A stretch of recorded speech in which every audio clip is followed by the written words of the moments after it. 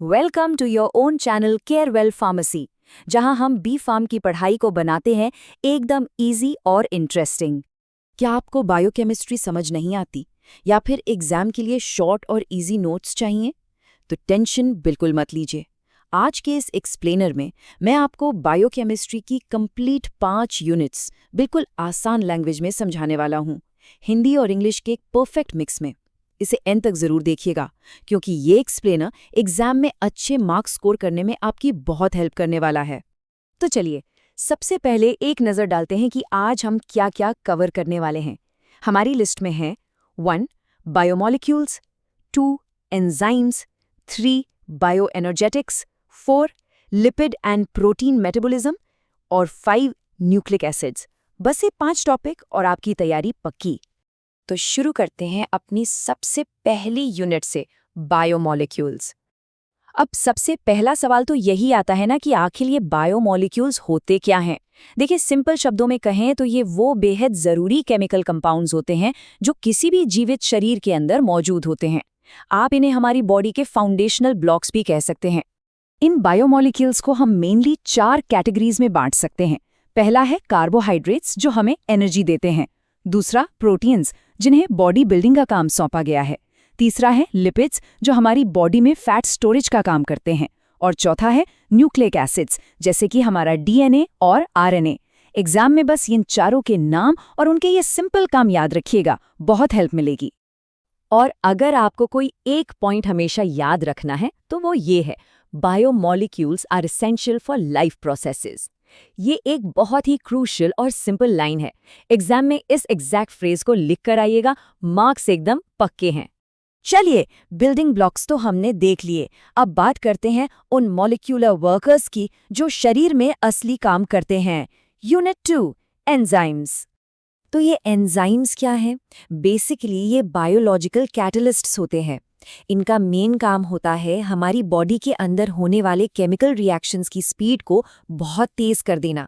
सोचिए, अगर ये न हो तो शरीर के सारे प्रोसेस इतने धीमे हो जाएंगे कि काम ही नहीं चलेगा। एंजाइम्स की ना कुछ बहुत ही खास बातें होती हैं। पहली बात, ये नेचर में प्रोटीन होते हैं। दूसरी, ये हाईली स्पेसिफिक होते हैं, यानी कि हर एक अलग काम या रिएक्शन के लिए एक खास एंजाइम बना होता है। और हाँ, इनका काम करना टेम्परेचर, पीएच लेवल और सबस्ट्रेट पर बहुत डिपेंड करता है। ये फैक्टर तय करते हैं कि एक एंजाइम कितनी अच्छी तरह काम करेगा। चलिए इसे एक प्रैक्टिकल एग्जाम्पल से समझते हैं। स्टेप 1 में अमाइलेज नाम का एक एंजाइम स्टार्च के साथ रिएक्ट करता है, और फिर स्टेप 2 में वो उस स्टार्च को ब्रेक डाउन करके ग्लूकोज में बदल देता है ना? एकदम सिंपल। इसी तरह से एंजाइम्स अपना काम करते हैं। अब आगे बढ़ते हैं अपनी यूनिट 3 की तरफ, जो है बायोएनर्जेटिक्स। भाई, बॉडी इन बिल्डिंग ब्लॉक्स और वर्कर्स को फ्यूल कहाँ से देती है? चलिए समझते हैं। आपने एटीपी का नाम तो सुना ही होगा। इसे the energy currency of the cell कहा जाता है। जैसे आपको बाहर कोई भी चीज खरीदने के लिए पैसों की जरूरत होती है ना, ठीक वैसे ही सेल के अंदर कोई भी काम करने के लिए एटीपी की जरूरत होती है। ये समझ लीजिए कि ये हमारी बॉडी की एक रिचार्जेबल बैटरी है। एग्जाम पॉइंट ऑफ व्यू से आपको इन 3 मेन प्रोसेस को जरूर याद रखना है। पहला है ग्लाइकोलिसिस, जो हमारे साइटोप्लाज्म में होता है। दूसरा, क्रेब्स साइकिल, जो माइटोकॉन्ड्रिया में होता है। और तीसरा है ईटीसी, यानी इलेक्ट्रॉन ट्रांसपोर्ट चेन। ये भी माइटोकॉन्ड्रिया में ही होता है। और सबसे मजेदार बात यह है कि ये सबसे ज्यादा एटीपी प्रोड्यूस करता है। इस पूरे यूनिट को अगर आपको एक बहुत ही सिंपल इक्वेशन में समराइज करना हो तो बस ये याद रखिए, ग्लूकोज ब्रेकडाउन से एनर्जी प्रोडक्शन होती है।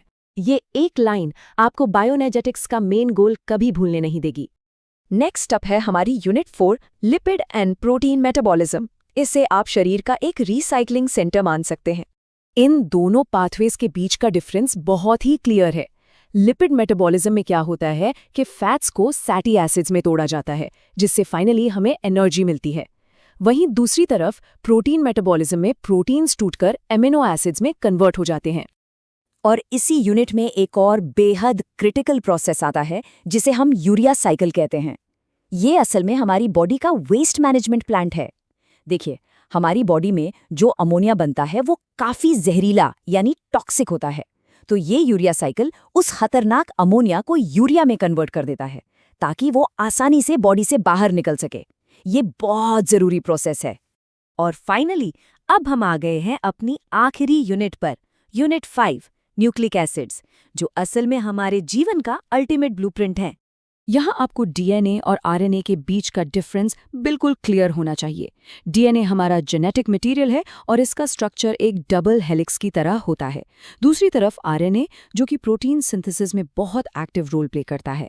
आरएनए के 3 मेन टाइप्स होते हैं, एमआरएनए, टीआरएनए और आरआरएनए।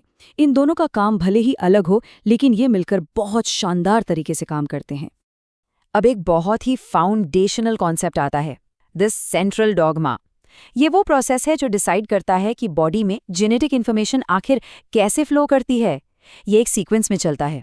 स्टेप 1 में डीएनए, उससे बनता है आरएनए स्टेप 2 में, और फाइनली स्टेप 3 में जाकर प्रोटीन बनता है। ये बायोलॉजी का बहुत ही बेसिक सिद्धांत है, इसे बिल्कुल मत भूलिएगा। और इसी के साथ हमारे इन 5 क्रूशियल यूनिट्स का ये क्रैश कोर्स पूरी तरह से कंप्लीट होता है। अगर आपको इस एक्सप्लेनर से कॉन्फिडेंस मिला है और आपकी एग्जाम की तैयारी सॉलिड हुई है, तो केयरवेल फार्मेसी चैनल को सपोर्ट करना बिल्कुल मत भूलिएगा। इसे लाइक करें, अपने क्लासमेट्स के साथ शेयर करें, और ऐसे ही इजी कॉन्सेप्ट्स के लिए हमें सब्सक्राइब जरूर करें। Keep studying, keep growing. जाने से पहले आपके लिए एक छोटा सा सवाल। अब जब हमने सारे टॉपिक्स इतने आसान तरीके से कवर कर लिए हैं, तो आपको इन 5 यूनिट्स में से कौन सा यूनिट एग्जाम्स के लिए सबसे आसान लग रहा है? हमें कमेंट्स में ज़रूर बताइएगा। अपने एग्जाम्स में एकदम झंडे गाड़ के आइएगा। हम मिलेंगे आपसे अगले सेशन में, तब